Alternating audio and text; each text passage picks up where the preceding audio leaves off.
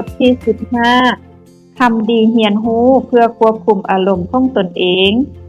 บทที่15แม่นนำเสนอเกี่ยวกับวิธีที่ครูพลแก้วช่วยเหลือคำดีเฮียนรู้เกี่ยวกับการควบคุมอารมณ์การปฏิบัติกฎระเบียบในห้องเรียนและการกล่าวเตือนการบ่งบอกความรู้สึกของตนเองการเว้าเกี่ยวกับความรู้สึกของตนเองการจัดการกับความเปลี่ยนแปลงและยุทธวิธีอื่นๆดังที่ได้ระบุไว้ในบทนี้ครูพรแก้วรู้ว่าคำดีมีปัญหาในการควบคุมพฤติกรรมของตนเองเป็นบางครั้งคราวอยู่ในห้องเรียนมีบางครั้งเราก็ลืมในการเอาใจใส่การเรียนหรือบ่ก็ลืมสร้างเสียงรบกวนแบบแปลกๆเพื่อช่วยให้คำดีในการจัดการกับพฤติกรรมของตนเองครูพรแก้วจึงเสนอตั้งกฎระเบียบในห้องเรียนเราได้เขียนกฎระเบียบใส่ถึงแผ่นป้ายแล้วติดไว้ถึงฝ้าห้องเรียนเมื่อได้ก็ตามที่คำดีประพฤติตนบ่เหมาะสมครูก็จะชี้มือใส่แผ่นป้ายกฎระเบียบเพื่อเป็นการเตือนให้เรารู้ว่าจะเฮ็ดแนวใดครูพรแก้วเห็นได้ว่าวิธีนี้แม่นใช้ได้ผลกับนักเรียนคนอื่นๆเช่นกันครูพรแก้วกล่าวเหล่านี้แม่นกฎระเบียบในห้องเรียนพวกเฮาทุกคนต้องได้ปฏิบัติตามกฎระเบียบนี้ครูพรแก้วสังเกตเห็นว่าคำดีมักนั่งมือลอยในห้องเรียนเรามักขาดสมาธิเมื่อครูเริ่มเข้าสู่บทเรียนอยู่เรื่อยๆครูพรแก้วจึงใช้สัญญาณสร้างความสนใจเพื่อดึงความสนใจของคำดีก่อนที่จะเริ่มเข้าสู่การสิทธิ์สอนของเราครูพรแก้วกล่าว 1 2 นักเรียนเบิ่งที่เจ้าครูพรแก้วอีกเติม1 2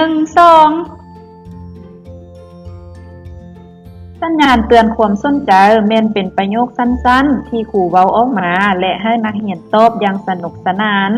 ครูพรแก้วสร้างสัญญาณเตือนความสนใจจำนวนหนึ่งเพื่อใช้อยู่ในห้องเรียนของเรามันมีความสนุกสนานหลายครูพรแก้วสังเกตเห็นว่าบางเวลาคำดีมีความโมโหแต่เราบ่รู้วิธีที่จะแสดงความรู้สึกในด้านลบออกมาโดยเฉพาะแม้นเวลาที่เราเจอหายครูพรแก้วกล่าวเมื่อเจ้าโศกเศร้าเจ้าจะรู้สึกว่าเจ้าบ่มีความสุขและเจ็บปวดคนใดกำลังตกฉะนั้นการเรียนวิชาพละศึกษาแม่นได้ถูกยกเลิกครูพรแก้วรู้ว่านักเรียนหลายคนคงเสียใจเพราะว่าพวกเขาบ่สามารถออกไปเล่นข้างนอกได้ฉะนั้นเราจึงตัดสินใจสอนคำดีและเพื่อนๆของเราในห้องเรียนจำแนกอารมณ์และความรู้สึกต่างๆเช่นโศกเศร้าเสียใจใจหายย้านต่อมาเราก็บอกให้พวกเขาเต็มความรู้สึกเหล่านั้นใส่ใบเจียหลังจากการเต็มรูปภาพและระบุอารมณ์ความรู้สึกต่างๆอย่างถูกต้องแล้วครูพรแก้วก็ถามนักเรียนและเพื่อนๆในห้องเรียนของเราพวกเขาจะรู้สึกแนวใดในสถานการณ์จำเพาะต่างๆและเป็นหยังจึงรู้สึกแบบนั้น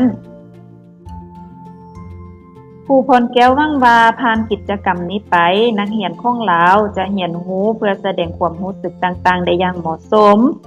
เพื่อหลีกเลี่ยงการเข้าใจผิดและการขัดแย้งกันในกลุ่มนักเรียนของเราการแสดงความรู้สึกโดยการใช้คำเว้าและการประพฤติที่ถูกต้องแม่นช่วยให้นักเรียนเข้ากันได้ดี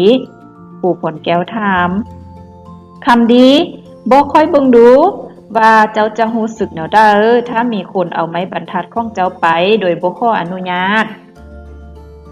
เพื่อเป็นการช่วยให้คำดีเข้าใจอารมณ์ความรู้สึกต่างๆครูพรแก้วจึงสร้างเครื่องมือวัดอารมณ์ความรู้สึกสำหรับคำดีและเพื่อนๆของเรา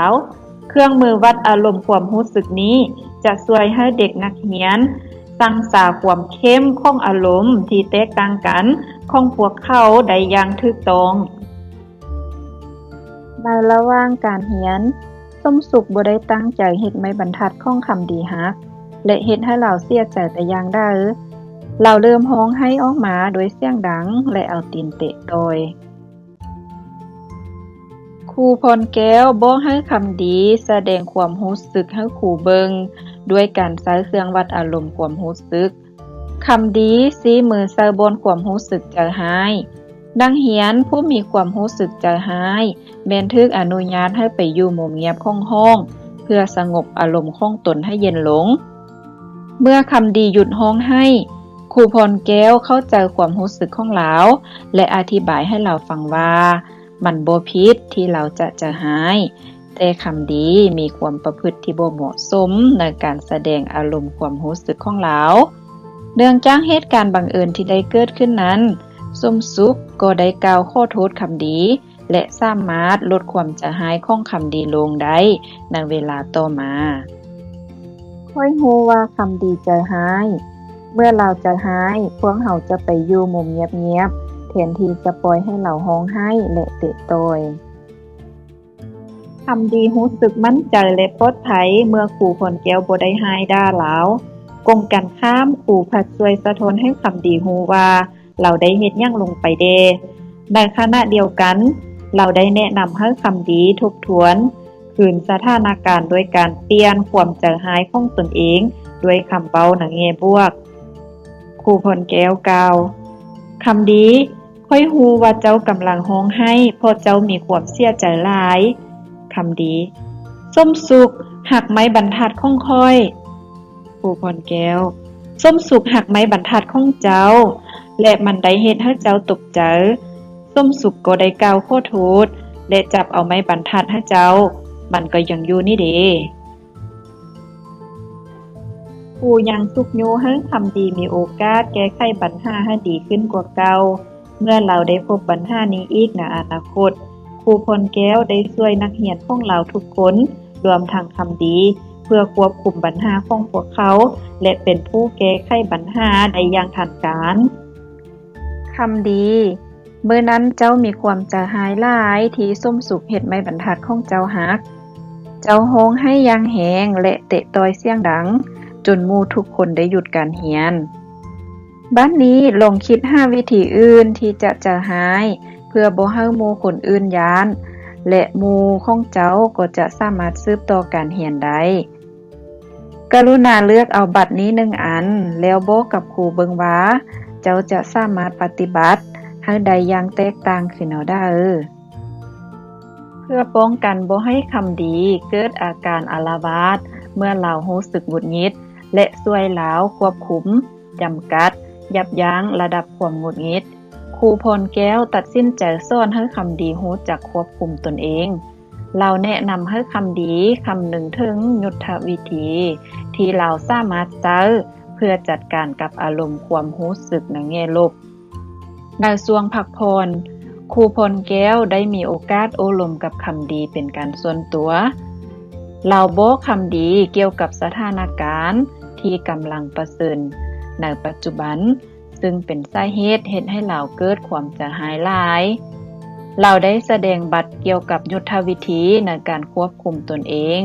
จำนวน2-3บัตรให้คำดีเบิงและบอกให้คำดีอธิบายว่าบัตรเหล่านั้นสามารถช่วยให้คำดีจัดการกับความใจหายของตนเองได้อย่างสร้างสรรค์เติมอีกขึ้นเอาได้ต่อมาเราก็ได้กระตุ้นให้คำดีคิดหายุทธวิธีอื่นๆที่เราสามารถใช้ได้เติมอีกคำดีมักเฮ็ดกิจวัตรประจำวันเราบ่มักให้มีการเปลี่ยนแปลงได้ในกิจวัตรประจำวันของเราที่ได้ปฏิบัติเป็นประจำในทุกๆมื้อครูพรแก้วต้องการช่วยคำดีให้ยอมรับการเปลี่ยนแปลงและตอบสนองต่อกับการเปลี่ยนแปลงในแง่บวกและปรับเปลี่ยนได้อย่างคงตัวไล่ขึ้นเพื่อเป็นการกะเกียมความพร้อมให้กับคำดีต่อการเปลี่ยนแปลงที่บ่คาดคิดในห้องเรียนครูพรแก้วก็มีการพบปะโอลมกับคำดีเติมอีกเรานำเสนอสถานการณ์และลมเกี่ยวกับการเปลี่ยนแปลงเล็กน้อยในแผนการบางอย่างให้กับคำดีเราบอกคำดีพันละนาว่าเรารู้สึกแนวใดเมื่อมีการเปลี่ยนแปลงเกิดขึ้นและเราสามารถเฮ็ดหยังได้เดกับแต่ละสถานการณ์นั้นๆครูพรแก้วกล่าวคำดี